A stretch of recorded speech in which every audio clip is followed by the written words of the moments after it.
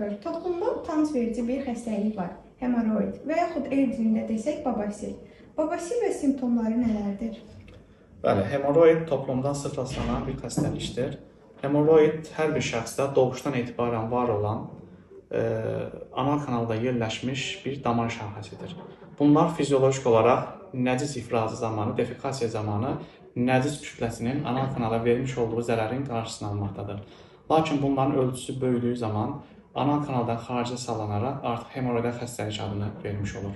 Bu zaman pasientlərimizdə ağrı, qanama, şişkinlik, qaşıntı hissi və defekasiya aktı zamanı bir diskomfort hissi verməkdədir. Nəcisdə qan gördüyümüz zaman mütləq həkimə müraciət etmək lazımdırmı? Bəli, yetkin şəxslərdə qanamanın ən sıx səbəbi hemoroidal xəstəliklərə bağlıdır. Lakin bağırsağın xərçəng xəstəliyi zamanı bu da özünü qanama şəklində biruzə verməkdədir.